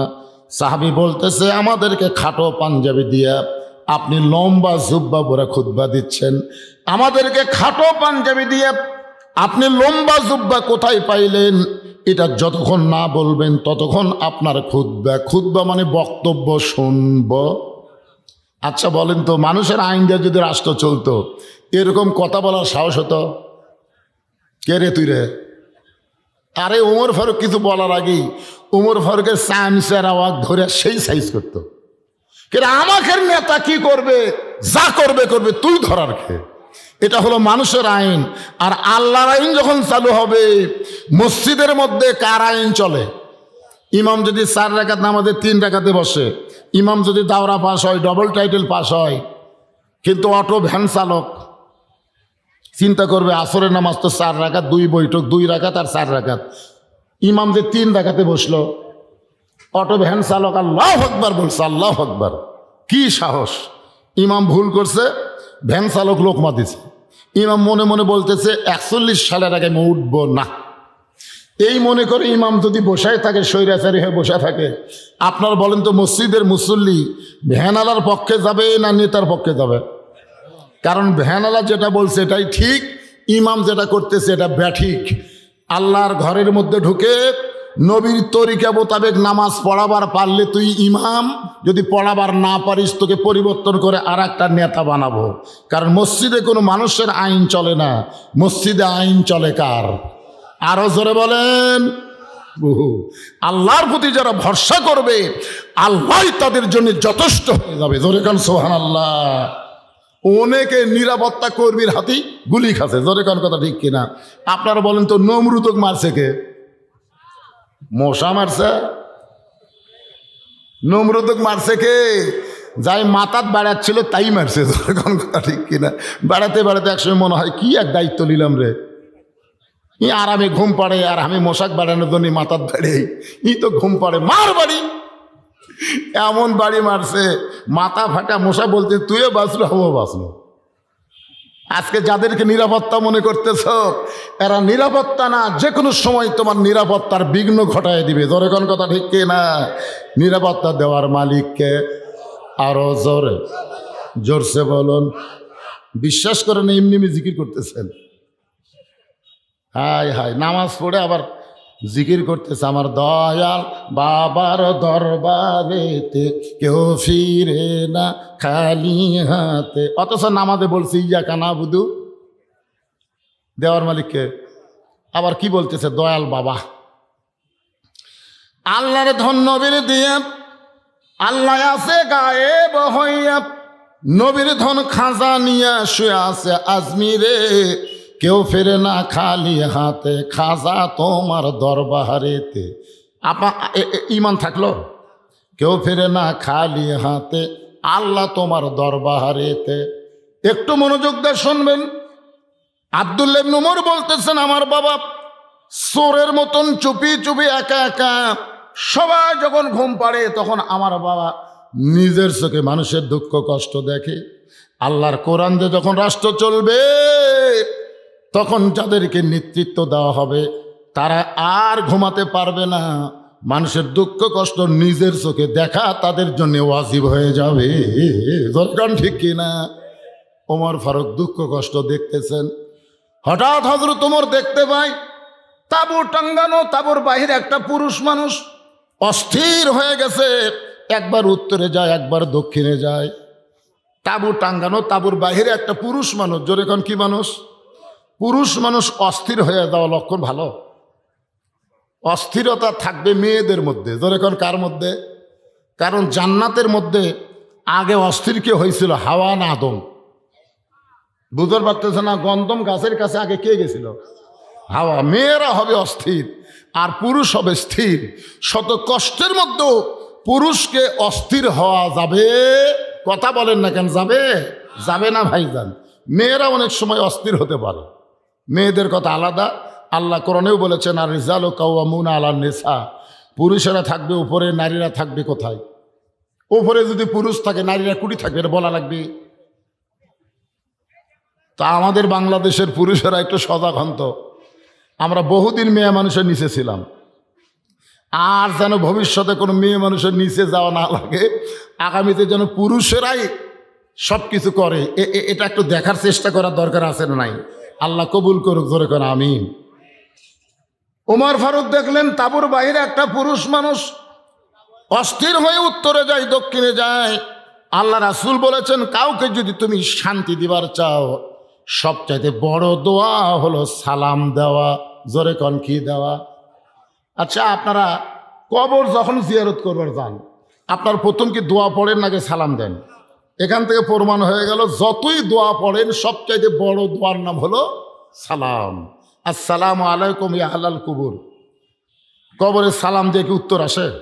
উত্তর আসে না। তারপরে সালাম দেওয়া দিতে হবে দোয়ার জন্যে। ওমর ফারুক লোকটাকে স্থির করার জন্য সালাম দিলেন, আসসালামু আলাইকুম ইয়া আব্দুল্লাহ। লোকটা সালামের উত্তর দেয় না। ওমর ফারুক আবার সালাম দিলেন, আসসালামু আলাইকুম ইয়া আখি। লোকটা সালামের উত্তর দেয় না। ওমর ফারুক আবার যখন সালাম দেওয়ার জন্য যেই বলছে আসসালামু, সঙ্গে সঙ্গে লোকটা বলে, এই মিয়া বারবার আমাকে সালাম দেশ কেন? বারবার আমার কি জন্য সালাম দেশ? আমি কত বড় বিপদে আছি তুই জানিস? ওইটা যে হযরত ওমর ওই লোকটাকে জানে, কারণ চোরের মতন একা একা ঘুরতেছে অর্ধ জাহানের খলিফা, এটা বিশ্বাস হয়? তুমি আমারে বারবার সালাম দাও, আমি এমন বিপদের মধ্যে আছি, তোমার দোয়া দিয়ে আমার কোনো কাজ হচ্ছে না। ওমর ফারুক লোকটার সামনে গিয়ে বলে, আপনার কি বিপদ ভাই? আপনার বিপদটা? লোকটা বলতেছে, হযরত ওমর যেদিন থেকে আল্লাহর কোরআন দিয়ে রাষ্ট্র চালায়, সেদিন থেকে মানুষের কাছে দিনও যা রাতও তাই। জোরে কন্যা সুবহানাল্লাহ। ওই লোকটা হযরত ওমরের সামনেই বলতেছে, হযরত ওমর যেদিন থেকে আল্লাহর কোরআন দিয়ে রাষ্ট্র চালায়, সেদিন থেকে মানুষের কাছে দিনও যা রাতও তাই। আমাদের বাংলাদেশে বর্তমানে দিন আর রাত কি সমান? এখন কিন্তু রাতের বেলা আমরা বক্তারা খুব বিপদে আছি। অনেক রাস্তা তেলতালা হলেও কিন্তু আমরা যাবার পারতেছি না, চোর ডাকাতের ভয়ে। আমরা ভাঙ্গা রাস্তা নিরাপদ মনে করে বাড়িতে আসতেছি। এই হাসিনা যাওয়ার পর থেকে বুঝলেন, এতই সন্ত্রাসী বেড়ে গেছে ভাইজান, রাস্তার মধ্যে যেটি সেটি চিনতে। এখন হয়তো বলবেন, হুজুর আপনি হাসিনার তারিফ করতেছেন। আচ্ছা, আমাদের বগুড়া শহরের দিকে তাকালে মাঝে মধ্যে হাসিনার কথা মনে হয় না? তল দেও গাড়ি যায়, উপর দেও গাড়ি যায়। এটা করলো কে? কথা কর না কেন? এটা কে করলো? যে ওবায়দুল কাদের আজকে মরিছে না বাঁচে আছে, এই নিয়ে ফেসবুকে খুব ঝড় উঠতেছে। আর যাই হোক, আমরা কিন্তু রাস্তাঘাট ভালোবাসি, তোর এখন কথা ঠিক কিনা? যেটা হাসিনার ভালো বলাই লাগবে ভাইজান, বলাই লাগবে। কিন্তু হাসিনার সবচাইতে যেটা খারাপ করছে সেটা হলো আলেম ওলামাদের সঙ্গে, ইসলামের সাথে, ইসলামী শিক্ষার সাথে গাদ্দারি করেছে। জোরে কোন কথা ঠিক কিনা? কথা বলেন। এক আল্লামা সাইদি হুজুরকে যদি হাসিনা ছাড়া দিত, বাংলার মুসলমান অর্বর এত রাগ করত না। কিন্তু জেলখানায় বন্দি রেখে তাকে আবার হাসপাতালে নিয়ে গিয়ে হত্যা করলো। এই যে ভারতের কথা মতো হাসিনা চলার কারণেই অধিকাংশ মানুষ হাসিনার এত ভালো কাজ দেখেও কিন্তু তারা তার উপর খেপে গেছে। কথা বলেন ঠিক? হ্যাঁ, আমি ভবিষ্যতে যারা বাংলাদেশের ক্ষমতার মসনদে বসবেন তাদেরকে বলতেছি, খবরদার ভারতের পক্ষ অবলম্বন করেন না। কারণ বাংলার মুসলমান আর যাই হোক, ভারতের দালালি তারা পছন্দ করে। জোরে কর না কেন? করে। কেন করে না? যেই ভারত আমাদের 400 বছরের পুরাতন বাবরি মসজিদ ভাঙ্গা ওই জায়গায় রাম মন্দির তৈরি করলো। ভারতে মন্দির বানানোর বহু জায়গা আছে, কিন্তু কোনো জায়গায় ফাঁকা জায়গায় মন্দির না বানায়া মসজিদ ভাঙ্গা সে জায়গায় মন্দির বানানোর পর থেকে বাংলার মুসলমানের কলিজার মধ্যে ভারত হলো 1 নম্বর শত্রু। ধরে কোন ঠিক কিনা? একটু মনোযোগ দেবেন। বাংলার মুসলমান নামাজ যদি নাও পড়ে, তারপরেও তারা কিন্তু মসজিদকে ভালোবাসে। বাসে না ভাইজান? আমার এলাকার 2 বেনামাজি গন্ডগোল লাগে, বলতেছে বিশ্বাস যদি না করিস মসজিদ ছুঁয়া কোমরে চল। ওরা কিন্তু নামাজ পড়ে না। তা আমি কইলাম, কে রে ভাই নামাজ পড়িস? কয় না। তো মসজিদ? কয় মসজিদ আল্লাহর ঘর হুজুর, আমরা বিশ্বাস করি। শোনেন, মুসলমানের নামাজ না পড়লো মসজিদকে তাদের জীবনের চাইতেও বেশি ভালোবাসে। কথা কন ঠিক কি না? এই জন্য ভারত বাবরি মসজিদ ভাঙ্গার পর থেকে আমাদের কলিজার মধ্যে একটা আগুন আছে না নাই? এই ভারতের পক্ষে যারা কথা বলবে, বাংলার মুসলমান তাদেরকে সহ্য করবে না। কথা প্রসঙ্গে কথা আসলে বললে আপনাদের বললাম, একটু খেয়াল করবেন। লোকটা বলতেছে, হযরত ওমর যখন আল্লাহর কোরআন দিয়ে রাষ্ট্র চালায়, তখন প্রত্যেকটা মানুষের জন্য দিনও যা রাতও তাই। তুমি জানো না, তুমি জানো না। কি ভাইজান কি না? শোনেন, আজান কি জন্যে? নামাজের জন্য, ঠিক না? আজানের উত্তর দাও মানে কি? সবাইকে দেওয়া লাগবে না, এখান থেকে যে কোনো একজন উত্তর দিলেই চলবে। আর আজান দেওয়া মানে আমাদেরকে নামাজের জন্য ডাকতেছে, ধরে কোন কথা ঠিক কি না? এখন আমরা নামাজ পড়বো না? এ ভাই, এখানে যত মানুষ বসে আছেন, আমরা কি এসে নামাজ পড়বো না? প্রতিদিন হয়তো যে টাইমে পড়তাম, আজকে সেখান থেকে আধ ঘন্টা 1 ঘন্টা পরে যদি পড়ি, অসুবিধা হবে? কোনো সমস্যা আছে? যারা নামাজ পড়বে তারা ঈশার নামাজ না পড়ে কোনোদিন ঘুমাতে পারবেন না। বিশ্বাস যদি না হয়, আপনি যারা 5 ওয়াক্ত নামাজ পড়েন, একদিন ঈশার নামাজ না পড়ে আপনি ঘুমানোর চেষ্টা করেন তো দেখি, কত বড় মরদ আপনি ঘুমাতে পারেন। নামাজের জন্য ঈশার নামাজ হলো সবচাইতে বড় ঘুমের ট্যাবলেট। আপনি যখন নামাজ আদায় করবেন, আপনি দেখবেন সুন্দর মনে ঘুম পাড়বেন, নামাজ পড়বেন না, ঘুমও ধরবি না। এই জন্য আমরা যারা এখানে ওয়াজ শুনতেছি, আমরা কি নামাজ পড়বো না? আমাদের যে মসজিদকে কেন্দ্র করে আজকের মাহফিল, এই মসজিদে আজান দিলেই আমরা ওয়াজ বন্ধ করে দেব। সমস্যা আছে? একটা সময় আছে ভাইজান, আমি যে ওয়াজটা ধরছি একটা কমপ্লিট লাগবে না? এই জন্য আপনারা আনসান করেন না। যারা পিছনে দাঁড়িয়ে আছেন, আপনারা আল্লাহর রাস্তে বসেন, বসেন, সবাই বসেন। বসার জায়গা যতক্ষণ আছে আল্লাহর রাস্তে একটু বসেন। সবাইকে অনুরোধ করতেছি আপনারা বসেন। আর যারা বসে আছেন, যদি কারোর সামনে ফাঁকা থাকে, ফাঁকা যদি থাকে, আল্লাহর রাস্তায় একটু জমে জমে চেপে চেপে বসেন। শীতের রাত চাপা বসলে কি সমস্যা আছে? যদি ফাঁকা যার সামনে আছে তাকে বলবো একটু জমে বসেন। আর যারা পিছনে রাস্তায় দাঁড়িয়ে আছেন, সবাই আল্লাহর রাস্তায় বসেন, একটু জিকির করেন লা ইলাহা ইল্লাল্লাহ, জোরে লা ইলাহা ইল্লাল্লাহ, লা ইলাহা, লা ইলাহা ইল্লাল্লাহু মুহাম্মাদুর রাসূলুল্লাহ। সকলে বলি সাল্লাল্লাহু আলাইহি ওয়াসাল্লাম। কি জানো করলো আবার? হঠাৎ এরকম হাত দিয়ে কি করো বাবা? কি সুন্দর মাইকের সাউন্ড! আরে পাগলা, বগুড়া জেলার মধ্যে যত বক্তা আছে, আমার চাইতে ভালো মাইক কেউ ছিল না। না, সাউন্ড বাড়া দেওয়ার দরকার নাই তো, যেটা আছে সেটাই থাক। কি আজান তো হবেই রে পাগলা, আজান হবে না? আমি দেখছি, আমি যে সুতারপুর একটা ফ্ল্যাট আছে, ওখানে যখন শুয়ে থাকি দেখি 3টার সময় আসরের আজান হয়, আবার দেখি 4:45 আসরের আজান হয়, আবার দেখি 4:15 আসরের আজান হয়। আপনি কোনটার উত্তর দিবেন? এই কতক্ষণ কোনটার উত্তর দিবেন? 3টার দিবেন? আলে হাদিস যারা, ওরা 3টার দিবে, ধরে কোন কথা ঠিক না? আমরা কোনটার দেবো? দেখ না কার আজান, আমরা উত্তর দেবো এই মসজিদে যেটা হবে সেটা। আমার কথা কি বুঝতে পারছেন? শহরের মসজিদে কখন কোন জায়গাতে আজান দিবি, এখন এই পর্যন্ত ওয়াজ বন্ধ করে তুই যে কটা বসে হাতে উঠে চলে যাবি। প্রতিদিন যা করেন কেন, আজকের দিনে একটু কথাগুলো গুরুত্ব তো শোনেন তো, কথা কি গুরুত্বপূর্ণ না? আরে নামাজ পড়া তো লাভ নাই, নামাজ ধরা লাগবে ভাই দান। সেই কথাটাই আপনাদের সামনে আসতেছে। আমি যে আয়াতে কারিমা তেলাওয়াত করেছি, সে আয়াতটা হলো ইয়া আইয়ুহাল্লাযীনা আমানুস্তাঈনু বিস-সাবরি ওয়াস-সালাহ ইন্নাল্লাহা মা'আস-সাবিরিন। এই আয়াতের উপরে যখন ওয়াজ করবো না, তখন বুঝবেন আজান কি নামাজ কি বোঝা লাগবে। না বুঝা সারাদিন কেউ যদি পড়ে, ওই পরীক্ষা পাস করবে? পড়িচ্ছে বোঝা না, খালি পড়ে পড়ে পড়ে পড়ে, সারা রাত পড়ে, পরীক্ষা দিলে ফেল করে। তা আমাদের বর্তমানে বাংলাদেশের নামাজের অবস্থা হচ্ছে তাই, সারা জীবন নামাজ পড়বি, পরীক্ষা যে ফেল করবি। ওয়াজটা শোনেন মনোযোগ দিয়ে। যেই কথা বলতেছিলাম একটু গুরুত্ব দেন। লোকটা বলতেছে, হযরত ওমর যখন আল্লাহর কোরআন দিয়ে রাষ্ট্র চালায়, দিনও যা রাতও তাই, আমি আমার গর্ভবতী বউকে নিয়ে অমুক এলাকা থেকে রাতের বেলা নিরাপদ মনে করে অমুক এলাকায় যাচ্ছিলাম। কিন্তু এই জায়গায় আসার পরে আমার বউটার প্রসব বেদনা এত বেড়ে গেছে, আমার বউটাকে তাঁবুর মধ্যে রাইখা আমি অস্থির হয়ে বাইরে ঘুরতেছি। কারণ এখনও এত বড় বিপদ আমি পড়েছি, আমার বউটার প্রসব ব্যথা আমি লাঘব করবার পারতেছি না, আমার বউটা এত কান্না করতেছে, আমি এখন কি করব ভাই? ওমর ফারুক লোকটার বুকের মধ্যে নিয়ে কপাল একটা চুমা দে, বলতে ভাইজান আপনার কোনো টেনশন করা লাগবে না, আমার বাড়িতে একটা ভালো ধাত্রীর খবর আছে। সুবহানাল্লাহ কর না কেন? যেই লোকটা 3বার সালাম দিলে উত্তর না দেখছে, এই মিয়া আমাদের মতন এই সামসা নেতা হলো কি করতো? আর কান সারা ছড় মারতো। কিন্তু আল্লাহর ভয়, জোরে বলেন কার ভয়?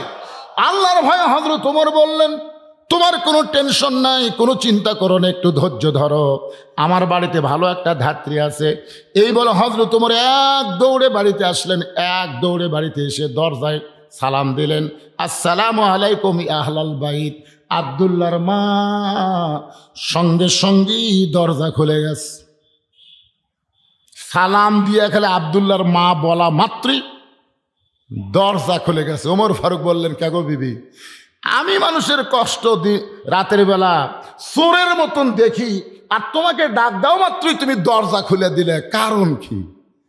বউ স্বামীর কপালে চুমা দিয়ে বলতে, স্বামী গো, আপনি যেদিন থেকে মানুষের দুঃখ কষ্ট রাতের বেলা দেখা শুরু করছেন, সেদিন থেকে আমি রাতের বেলা ঘুম পারি না, সারা রাত এই দরজায় দাঁড়িয়ে থেকে আপনার নিরাপত্তার জন্য দোয়া করি। জোরে করে সুবহানাল্লাহ। চিন্তা করেন, নেতা ভালো হতে গেলে তার বউ ভালো হওয়া লাগবে ভাই। আজকে আমাদের অনেক নেতা ভালো হওয়ার চাইছিল, কিন্তু বইয়ের কারণে পারেনি। যেমন একটা নেতার নাম হলো পলক। পলকের নাম শুনছেন? ফান্দে পড়িয়া পলক কান্দে রে। পলক এত টাকা কামাই করছে, 1000 কোটি টাকা। এখন পলকের বউ বেগম পাড়ায় মশা মারতিছে, আর পলক জেলখানার মধ্যে কষ্টে জীবন যাপন করতেছে। ধরে কোন কথা ঠিক কিনা? আমি অন্য কোনো নেতার কথা বলি না, সব নেতাই বুড়া বয়সে বাড়ির থাকার চাইতে জেলত যাওয়াই ভালো। কারণ বুড়া মানুষ খালি ফ্যাস ফ্যাস করে, ওই বাড়িতে না থাকে হয় চিল্লা না হয় জেল, যে কোনো একটা ভালো। ধরে কোন কথা ঠিক কিনা? বুড়া মানুষ খালি চিল্লা চিল্লি করে। একজন বলতে, চিল্লা চিল্লি যদি বন্ধ করবার চাও, আর চিল্লাত পেটে দাও। এই চিল্লার যাওয়া ভালো নয়, জেলত যাওয়া ভালো। কিন্তু পলক একটা যুবক মানুষ, এই পলকের বউ যদি আজকে ভালো হতো, তাহলে পলক এই বিপদের মধ্যে পড়া লাগতো না। ওমর ফারুক বলে, বিবিরে তুমি কি জান্নাতে যাওয়ার চাও? ওমর ফারুকের বউ মুচকি মুচকি হেসে বলে, স্বামী গো, জান্নাতে সবাই যাওয়ার চায়। ওমর ফারুক বললেন, জান্নাতে যদি যাবার চাও তাহলে এইগুলো জিনিস নিয়ে তাড়াতাড়ি বের হও। একটা মেয়ে প্রসব ব্যথায় ভুগতেছে, সেই মেয়েটার বাচ্চা খালাস করতে গেলে যে যেই জিনিস লাগবে সেই জিনিসগুলো নিয়ে তাড়াতাড়ি আমার সঙ্গে বের হও জান্নাতে যাওয়ার জন্যে। হযরত ওমরের বিবি ওমরের সঙ্গে রওনা দিলেন। তাঁবুর উল্টা পৃষ্ঠা দিয়ে বউকে ঢুকাই দিলেন তাঁবুর ভিতরে ঢুকাই দিয়ে ওমর ফারুক লোকটাকে বলতেছেন, ভাইজান, ভালো ধাত্রী তাঁবুর মধ্যে ঢুকেছে, আপনার কোনো টেনশন নাই, আপনি কোনো চিন্তা করেন না। এই কথা যখন বারবার বলতেছে, এমন সময় ওমর ফারুকের বউ বলি, আমির আল মুমিনিন, আপনার বন্ধুকে খবর দেন, আপনার বন্ধুর বিবি এবং বাচ্চা ভালো আছে। আপনার তো সুবহানাল্লাহ বলেন। ওমর ফারুক তাকায় দেখো, ওই লোকটা মাটির পড়ে আস। কারণ ওমর ফারুকের বউ যখনই বলেছে, আমির আল মুমিনিন, আপনার বন্ধুকে খবর দেন, তার বিবি বাচ্চা ভালো আছে, লোকটা তখন বুঝবার পারছে যে এই লোকটা আমাকে 3-3 বার সালাম দিল, আমি সালামের উত্তর দিলাম না। এই লোকটা সাধারণ কোনো মানুষ না, এই লোকটা হলেন হযরত ওমর। যে ওমর রাস্তাতে গেলে শয়তান কয়দিন যায় না, আর সেই ওমর 3 বার সালাম দিয়ে সালামের উত্তর দেই নাই। লোকটা মাটির পড়ে আছে। ওমর ফারুক এক টানে বুকের মধ্যে নিয়ে কপালে চুম্বন দিয়ে বললেন, ভাইজান, আমি আগের ওমর নাই, আমি দায়িত্ব পাওয়ার পরে পরিবর্তন হয়ে গেছি। কারণ দায়িত্ব যখন পাইছে, হাক্কা তুকাতিহি, যথাযথ ভয় কলিজার মধ্যে একটু মনোযোগ দিবেন। আব্দুল্লাহ ইবনে ওমর বলতেছে, নবীর সাহাবীরা, তোমরা সবাই যখন ঘুমায় যাও, আমার বাবা তখন ঘুমায় না, গভীর রাত্রে আমার দরজা গিয়ে ডাকতেছে, আব্দুল্লাহ আব্দুল্লাহ বলে। আমি দরজা খুলে তাকাই দেখি বাবার হাতে একটা পাঞ্জাবি। আমি খুশি হয়ে বললাম, বাবা, বাইতুল মাল থেকে আমার একটা পাঞ্জাবি দিল, আপনি গভীর রাত্রে আর একটা দিবার আইছেন। বাইতুল মাল থেকে আমার একটা পাঞ্জাবি দিছে, আপনি গভীর রাত্রে আর একটা দিবার আইছেন। ওমর ফারুক বলে, আব্দুল্লাহ, এইটা তোমাকে দেওয়ার জন্য আসি নাই বাবা, এইটা আমার ভাগে পড়েছে। এখন বলো তো, এই ছোট পাঞ্জাবি গায়ে দিয়ে যদি আমি খুতবা দেই তাহলে দেখতে কেমন লাগবে? কারণ মুসল্লির জামা ছোট হলে কেউ কিছুই বলবে না, কিন্তু ইমামের জামার দিকে সবার নজর থাকে। ধরে কোন ঠিক কিনা? আপনারা বলেন তো, মুসল্লির দাড়ির দিকে কোনো মুসল্লির নজর আছে? কার দাড়ির দিকে? ইমামের দাড়ি যদি এক মুষ্টির নিচে হয়, আমাকে ফতোয়া আছে হুজুর, ইমামের দাড়ি যদি এক মুষ্টির নিচে হয় তার পাশে কি নামাজ হবে? আমি বললাম এটা সালাউদ্দিন ভালো জানে। তখন আমার কয় হুজুর সালাউদ্দিন কেন? বলে সালাউদ্দিন দাড়ি মোট চাষা এক ব্যক্তিকে জাতীয় ইমাম ঘোষণা করছে। ধরে কোন কথা ঠিক কি না? জাতীয় ইমাম, জাতীয় নেতা কওয়া যাবে কিন্তু জাতীয় ইমাম কওয়া যাবে না। আমি বললাম ইমামের দাড়ি আপনি কিভাবে মাপলেন? বলে ইমাম যখন খুতবা দেয় তখন দূর থেকে আমার মুঠ দিয়ে ইমামের দাড়ি আন্দাজ করে দেখি আমার মুঠের চাইতে ছোট হবে।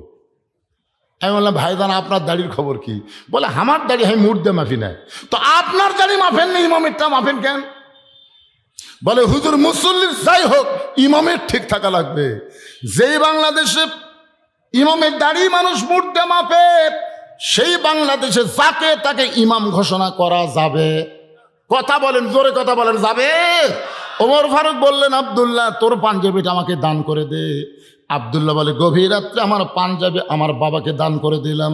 আমার পাঞ্জাবি বাবার পাঞ্জাবি একত্র করে বাবা লম্বা জুব্বা বানায় খুতবা দেয়। এখন বলো বাবার খুতবা শোনা যায় কিনা যায়? সমস্ত সাহাবীরা চিল্লায় বলে আত্তাকুল্লাহ হাক্কা তুকাতিহি, আল্লাহর ভয় যখন যথাযথ দুনিয়াতে চালু হয়ে যাবে তখন মুসলমানেরা এমন ভালো মানুষকে নেতা হিসাবে দেখতে পাবে। লিল্লাহে তাকবীর, ওয়ালা তামুতুন্না ইল্লা ওয়া আনতুম মুসলিমুন। মুসলমান যদি মরতে চায় যার তার আইন মানা যাবে না, আল্লাহর কোরআনের আইন মেনে চলতে হবে। তারপরে মুসলমান হয়ে মরা সহজ হবে। আর মুসলমান হয়ে কেউ যখন মৃত্যুবরণ করবে তাকে কবরের কোনো চিন্তা করা লাগবে না। আল্লাহ কোরআনে বলেন ইন্নাল্লাযীনা ক্বালু রাব্বুনাল্লাহু সুম্মা ইসতাকামু তাতানাজ্জালু আলাইহিমুল মালাইকা আল্লা তাখাফু ওয়ালা তাহজানু ওয়া আবশিরু বিল জান্নাতিল্লাতী কুনতুম তুআদুন।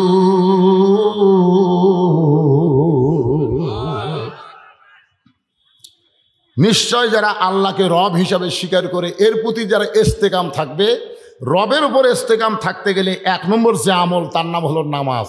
যেরকম তার নাম কি? আচ্ছা, কোনো বেনামাজি যদি কবরে যায় আর কোনো নামাজি যদি কবরে যায়, আপনারা বলেন তো তফাৎ কি?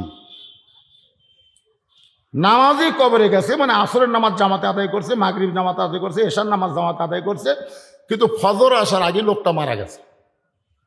আবার হয়তো ফজরের নামাজ জামাত আদায় করছে, জোহর আসার আগে লোকটা মারা গেছে।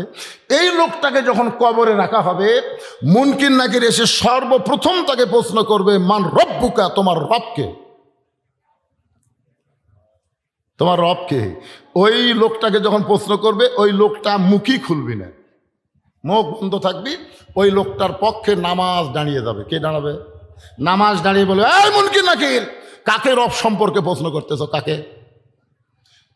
তুমি বলো যেই লোকটা কবরে শুয়ে আছে এই লোকটা কখন থেকে নামাজ শুরু করছে তুমি জানো? মুনকির নাকির বলে আমি জানি না। যখন মৃত্যুবরণ করেছে তখন পর্যন্ত কত ওয়াক্ত নামাজ পড়ছে তোমার হিসাব আছে? এই মুনকির নাকির দৈনিক কয় রাকাত নামাজ? ফরজ কয় রাকাত, সুন্নত কয় রাকাত? তখন মুনকির নাকির কয় কে রে? এই লোকটাকে মান রব্বুকা প্রশ্ন করার সাথে সাথে খেপলো কেন? কয় পাগলা আমি ওর নামাজ রে ওই মসজিদের যাই নিয়ত করে বলতেছে আলহামদুলিল্লাহি রব্বিল আলামিন, রুকুত যায় বলেছে সুবহান রব্বিয়াল আজিম, সেজদা দিয়ে বলে সুবহান রব্বিয়াল আলা। এতবার রব রব রব রব করিয়া কেবল কবরতে এসে আরামের ঘুম দিছে, আর তুই এসে মান রব্বুকা। এই এতবার যে দুনিয়াতে রবের জিকির করছে, মরার পরে আবার রব। মুনকির নাকির কয় আল্লাহ ধরা খাসি। আল্লাহ আল্লাহকে কি ধরা খাস? তোমার বান্দাকে মান রব্বকে প্রশ্ন করার সাথে সাথে নামাজ যে খেপা খেপছে, আল্লাহ বলে যে নামাজ নিয়ে কবরে আছে ওর রবের উত্তর সহ সব উত্তর হয়ে গেছে। তোরে করছো আর আল্লাহ, এই জন্যে আপনার নামাজ ছাড়া যাবে না, নামাজ নিয়ে যাবেন। এখানে যত মানুষ বসে আছেন আপনারা বলেন তো এখান থেকে বাড়ি যাবার পারবেন তার গ্যারান্টি কার আছে? একটা লোক দাঁড়িয়ে বলেন হুজুর আমার বাড়ি এদের শাকপালা সবচেয়ে সামনে, আমি বাড়ি যাবই। একটা লোক বলেন তো। বাড়ির যদি যাবার গ্যারান্টি না থাকে তাহলে মাগরিব বাদ দিয়ে কারা কারা ওয়াজ শুনতেছেন? এই মাগরিব বাদ দিয়ে কারা কারা ওয়াজ শুনতেছেন, আমার ওয়াজের পরে এশার নামাজের জামাত হবে, আপনাকে সবাই নামাজ পড়বেন? এই হাত তুলবার বলতেছে না, অনেক বেনামাজিও তালের মাথা হাত তুলবি, বুঝতেছেন না? আপনারা হয়তো জানেন না, নামাজ সম্পর্কে এমন কথা আছে, লা সলাত লা ঈমানা, যার নামাজ নাই তার ঈমানই নাই। লা সলাত লা দীনা, যার নামাজ নাই তার ধর্মও নাই। বাইনাল আবদি ওয়াল কুফরি তরকুস সালাত, বান্দার কাফের মধ্যে পৃথক করার জিনিসটার নামই হলো নামাজ। এই নামাজ বাড়িতে পড়লে হবে না, এই নামাজ 70 রাকাত মসজিদে জামাতের সঙ্গে আদায় করা লাগবে, ধরে কোন ঠিক? আর এই নামাজ সম্পর্কে আল্লাহ বলেছেন, যারা আমাকে বিশ্বাস স্থাপন করেছো, আস্তাঈনু বিস-সাবরি ওয়াস-সালাত ইন্নাল্লাহা মা'আস-সাবিরিন, যারা আমাকে বিশ্বাস স্থাপন করেছো, আমি আল্লাহর কাছে যদি তোমরা কিছু পাওয়ার চাও তাহলে ধৈর্য আর নামাজের মাধ্যমে চাও। আল্লাহর কাছে পাওয়ার গেলে কি লাগবে? ধৈর্য, নামাজ, ধৈর্য। আচ্ছা বলেন তো, ধৈর্য আর নামাজ একসাথে আল্লাহ কেন বললেন? কারণ আমাদের সব কাজে ধৈর্য আছে, খালি একটা কাজে ধৈর্য নেই, সেটা হলো নামাজ। আপনি 5 মিনিট পরে জামাত শুরু হবে, কয় মিনিট পরে? আপনি 5 মিনিট আগে তো কোনোদিন ঢোকেন না, আজকে হঠাৎ ঢুকিছেন মনে করেন, কোনোদিনও কিন্তু আকামত দেওয়ার আগে ঢোকেই না, কিন্তু আজকে হঠাৎ মনের ভুলে 5 মিনিট আগে ঢুকেছে, ঢুকে বারবার খালি ঘড়ি দেখতেছে, বারবার নিজে দেখে আবার পরেরটা বলতেছে, ভাই দেখ তোর কয় মিনিট আছে? এখনো 3 মিনিট ভাই। ওইও খুব দুর্বল হয়ে বলতেছে, এখনো 3 মিনিট ভাই। তখন বলতেছে, আজ ঘড়ি লড়তেছে না রে, আজ ঘড়ি লড়তেছে না। এই লোকটাই নামাজ শেষ করে চা স্টলে বসে 1-1 ঘন্টা গল্প করবি, একবারও ঘড়ি দেখবি না। কথা কন না কেন, ঠিক কিনা? কারণ সবচাইতে মসজিদের মধ্যে গেলে মানুষ অস্থির হয়ে যায়। আসলে দোয়া পড়তেছে, আল্লাহুম্মা ফতাহলি আবওয়াবা রহমতি, এমন একটা রহমতের দরজা দিয়ে তোমার ঘরে ঢুকলাম। যতক্ষণ মসজিদে নামাজের জন্য অপেক্ষা করবেন, ততক্ষণ আল্লাহ তাআলার অবারিত রহমত আপনাদের উপর বর্ষণ হবে, ধরে কোন সুবহানাল্লাহ। তাহলে ওই জায়গায় গিয়ে এত অস্থির হওয়ার কারণ কি? এই কারণে আল্লাহ অন্য জায়গায় বললেন, কদ আফলাহা মান তাযাক্কা ওয়া যাকারা ইসমা রাব্বিহি ফাসাল্লাহ। সাইকেল চালাইতে চালাইতে পেডেল বন্ধ করলে সাইকেল যেমন বন্ধ হয় না, দুনিয়ার মায়া মহব্বত নিয়ে মসজিদে গিয়ে নামাজের নিয়ত করলেও তার নামাজ হয় না। আপনারা বলেন তো, আগে সাইকেল চালাতে চালাতে হঠাৎ পেডেল বন্ধ করছে, সাইকেল কি বন্ধ হবে? ওই যে আগে পেডেল মারার কারণে সাইকেলে একটা গতি তৈরি হয়েছে, এই গতির কারণে বহুদূর পর্যন্ত সাইকেল চলে যাবে। আপনি দুনিয়ার ব্যবসা বাণিজ্য করতে করতে, দুনিয়ার কাজ কাম করতে গিয়ে মসজিদে যাই, আল্লাহু আকবার, আল্লাহু আকবারকে যে নিয়ত বানছেন, তখন মিন শারিল ওয়াসওয়াসিল খান্নাস, ভিতরে শয়তান বলতে, তুই যে তাড়াতাড়ি তালা দিয়ে মসজিদের মধ্যে আসলি, তোর চাবি। নিয়ত করার আগে কিন্তু শয়তান বলবি না, নিয়ত করার সাথে সাথে বলতো চাবি রে। তখন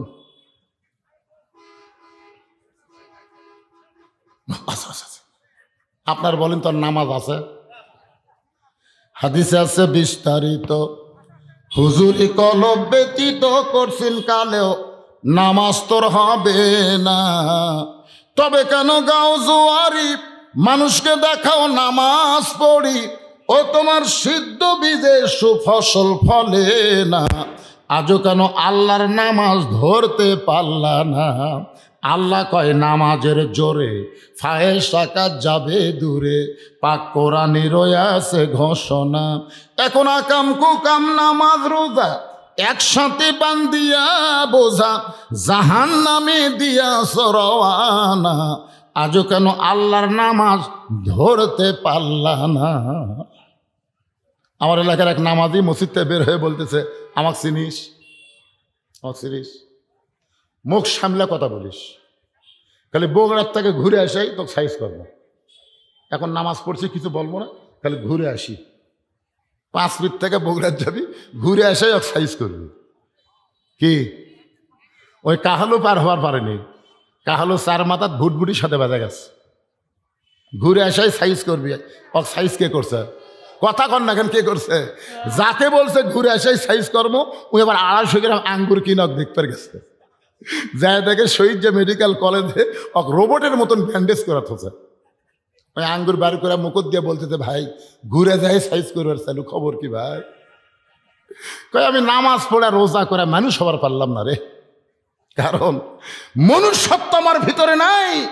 যে নামাজ মানুষকে মানুষ বানায়, যেই নামাজ মানুষকে যাবতীয় বেহুদা খারাপি ফাইসা থেকে হেফাজত করে, আজকে আমরা সেই নামাজ আদায় করতে পারতেছি না। জোরে কোন কথা ঠিক কি না? দৌড়ে যায় আল্লাহ আকবার, দৌড়ে যায় আল্লাহ আকবার। অনেক লোক মসজিদের মধ্যে ঢুকতে পারে কিন্তু নামাজের মধ্যে ঢুকতে পারে না। এত সোজা না ভাইজান। ওয়াসজুদ ওয়াক্তারিব, আল্লাহ কোরআনে বলেছেন সেজদা মানুষকে আল্লাহর নিকটে পৌঁছায় দেয়। রাসূল বলেছেন আনতা আবুদুল্লাহ কান্নাকা তারাহু ফাইল্লাম তাকুন তারাহু ফাইন্নাহু ইয়ারাকা। যখন আল্লাহর বান্দা আল্লাহর ইবাদতের মধ্যে শামিল হয়, ওই বান্দাটা আল্লাহর সাথে দেখা করতে পারে, যদি নাও হয় আল্লাহ তাকে দেখতেছে, এই বিশ্বাস তার কলিজার মধ্যে চলে আসে। ধরে কন্যা সুবহানাল্লাহ। আজকে সেই মসজিদকে কেন্দ্র করে মাহফিল। আমি সময় যতটুকু দিয়েছে মাগরিবের পরে অন্য আরেকটা মাহফিল থাকার কারণে আল্লাহর ঘর মসজিদকে ভালোবেসে, নামাজকে ভালোবেসে, এখন যদি আপনাদের কাছে মসজিদের উন্নয়ন কল্পে কিছু চাওয়া হয়, আপনি কি দিবেন? ওসমান গনির মতন মনে করেন তো সমস্ত সম্পদের মালিককে। এখন যদি আপনার কাছে ব্যাগ যায়, মসজিদের দান বাক্স আপনাকে সামনে গেছে, মসজিদের দান বাক্স যায় না, আপনার পকেটে 500 টাকার নোট আছে, 200 টাকার নোট আছে, 100 টাকার নোট আছে, 10 টাকার নোট নাই, আপনি কি দান বাক্স টাকা দিবেন? 500, 200, 100 শয়তান বলবে দেশ না, কারণ 10 টাকা নেই। এমন ঠেলা মারছে 3 জন পার হয়ে গেছে। ওরা 3 জন বলতেছে আল্লাহ তোর হাতত বল দিছে রে, মানে ওরাও দিবে না। অথচ আল্লাহ রাসূল বলেছেন কেউ যদি মসজিদকে সুন্দর করার জন্য, নির্মাণ করার জন্য দেয়, আমি আল্লাহ সেটা নিয়ে তাকে জান্নাতে একটা ঘর বানা দিই। জোরে কোন সুবহানাল্লাহ।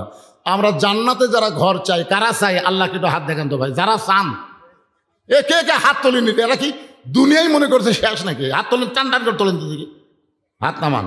জান্নাতে যারা একটা ঘর চাই, আল্লাহর ঘর মসজিদের জন্য রুমাল যাবে, ব্যাগ যাবে। কেউ যদি রুমাল ব্যাগে না চান, আমি গুনাহগারের হাতে 500, 1000 যদি আল্লাহর হস্তে দেন, তাহলে এখানে দিতে পারে। ছোট্ট একটা মানুষ কি বুঝলো, 50 টাকা আমার হাতের মধ্যে দিয়ে দিল। আল্লাহ এই বাচ্চার দানকে, এই ব্যাগলা ঢোকো পিছন দিয়ে, ও যেখানে লোকজন দাঁড়িয়ে আছে ওই জায়গা তাকে দেওয়া লাগে। মাছ কোন দিক দিয়ে যায় মুয়ান চেনে না রে। দেন, সবাই দেন, সবাই দেন, 10, 20, 50, 100 যাই যা পারবেন, জীবনের শেষ দান মনে করে দিবেন ইনশাল্লাহ। এরশার নামাজের পরে আবার আলোচনা হবে। আমার আলোচনা শেষ হয়নি, লাভ দিয়ে ওঠেন না, আলোচনার সমাপ্তি করব। এখানেই নামাজ হবে মাশাআল্লাহ। দেখেন, যেটা আপনার সিদ্ধান্ত নেবেন সেটাই হবে। আল্লাহ তোমার একজন কেন পুরানো টাকা দিলে, কেন এত পুরাতন টাকা দিলে, ভালো টাকা নাই? মাশাআল্লাহ। আল্লাহ তোমার একজন পাগল 500 টাকা দান করছে আল্লাহ, আর একজন 100 টাকা, আর একজন 200 টাকা দান করছে আল্লাহ। আল্লাহ দানকে কবুল করো আল্লাহ। আর একজন মাশাআল্লাহ, আল্লাহ তোমার পাগল, তোমার জান্নাতে একটা ঘর চাই, 500 টাকা দান করেছে আল্লাহ, দানকে কবুল করো আল্লাহ। একলাই কোয়ার দিবে, একলা খাড়া হতে দেখেন তো, আর লোক নাই। আরো 2টা ছেলে দাঁড়াও তো, ভিতরে দাঁড়াও। আল্লাহ আর একজন 200 টাকা দান করছে, আল্লাহ তোমার ঘরের জন্য কবুল করেন। আর একজন 500 টাকা দান করছে, আল্লাহ আপনি কবুল করেন। আমার মা বোনদের কাছে বিশ্বস্ত লোক পাঠাবেন, আমার মায়েরা মসজিদকে ভালোবাসে, মসজিদের জন্য তারা দান করবে। দান করেন। বাপ মা যাদের কবরে গেছে, বাপ মার কথা মনে করে দান করেন তো। এই শীতের রাতে বাপ মা কবরে কেমনে আছে ভাই? কিছু দান করে বাপ মার কবরটা জান্নাতের বাগান বানাতে চাই। এজন্য আল্লাহর হস্তে দান করবেন, আল্লাহর হস্তে দান করবেন, অযথা ছোটাছুটি করবেন না। স্টেজের দিকে আসেন, যাই যা পারবেন খুশি হয়ে দান করবেন। যেটা দিবেন আর সদকাতু তারুদ্দুল বালা, দান সদকা করলে আল্লাহ বালা মুসিবতকে দূর করে দেয়। দেখেন পিছনে যান, কিছু লোক তো এমন আছে যে দান করাকে জুলুম মনে করে। আল্লাহ কোরআনে বলেছেন অমা তুনফিকু মিন শাইইন ফি সাবিলিল্লাহি ওয়াফা ইলাইকুম ওয়া আনতুম লা তুজলামুন। এটাকে তোমরা জুলুম মনে করো না। তোমরা যেটা দিবে, আমি আল্লাহ ফকির না রে, তোমরাই ফকির। তুমি আমাকে 10 দাও, ওয়াফা ইলাইকুম, আমি তোমাকে 100 ফিরাই দেব। এ কথা কি আমার না আল্লাহর? তাহলে আপনারা আল্লাহ দিতে ভয় পান কেন? আল্লাহ কি নিবে? আল্লাহ ফেরত দিবে। আল্লাহ বলেছেন আমি তোমাদের দিকে ফিরাই দেব। আল্লাহর একজন বান্দা 100 টাকা দান করছে, আল্লাহ দানকে কবুল করেন। যারাই যে নিয়ত করে দান করতেছে, আল্লাহ সকলের নেক নিয়ত নেক আশাকে আল্লাহ আপনি কবুল করেন। আল্লাহুম্মা আমিন। ইয়া আইয়ুহাল্লাযীনা আমানুস্তাঈনু বিস-সাবরি ওয়াস-সালাম ইন্নাল্লাহা মা'আস-সাবিরিন। এশার নামাজের পরে আবার পুরো দস্তুর মাহফিল চলবে এবং মাহফিল শেষে আপনাদের জন্য স্পেশাল বিরিয়ানির ব্যবস্থা আছে ইনশাল্লাহ। খালি না, স্পেশাল বিরিয়ানির ব্যবস্থা আছে গরুর গোস্ত দিয়ে। শেষ পর্যন্ত আপনারা থাকবেন।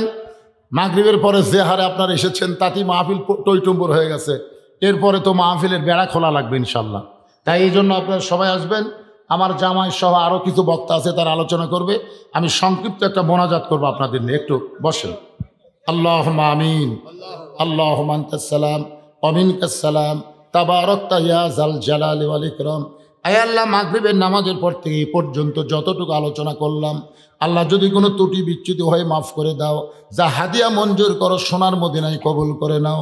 যারা কষ্ট করে মেহনত করে তোমার মসজিদকে কেন্দ্র করে জান্নাতের বাগান লাগাইছে, আল্লাহ তাদের সকলকেই জান্নাতি মানুষ হিসেবে কবুল করে নাও। আজকের মাহফিলের সম্মানিত সভাপতি কবুল করো, আজকের মাহফিলের সহসভাপতি কবুল করো, আজকের মাহফিলের প্রধান অতিথি বিশেষ অতিথির আল্লাহ কবুল করো। আল্লাহ মসজিদ কমিটিকে কবুল করো, যারা কষ্ট করে এত সুন্দর আয়োজন করেছে আল্লাহ তাদের সকলকে মাফ করো। আমার মা বোনদেরকে কবুল করো আল্লাহ। মেহেরবানি করে, আমি অসুস্থ, আমার মতো অসুস্থ অবস্থায় যারা হাত তুলেছে সবাইকে সুস্থতার নিয়ামত দান করো। আমরা সেই দিন খুবই তৃপ্তি পাবো, শুধু কোরআন শুনবো না, যেদিন কোরআন মোতাবেক আমরা চলতে পারবো। আল্লাহ কোরআন মোতাবেক চলার একটা পরিবেশ আমাদের বাংলাদেশে দান করে দাও। সুবহান রাব্বিকা রব্বিল ইজ্জাতি আম্মা ইয়াসিফুন ওয়া সালামুন আলাল মুরসালিন আলহামদুলিল্লাহি রাব্বিল আলামিন। আসসালামু আলাইকুম ওয়া রাহমাতুল্লাহ।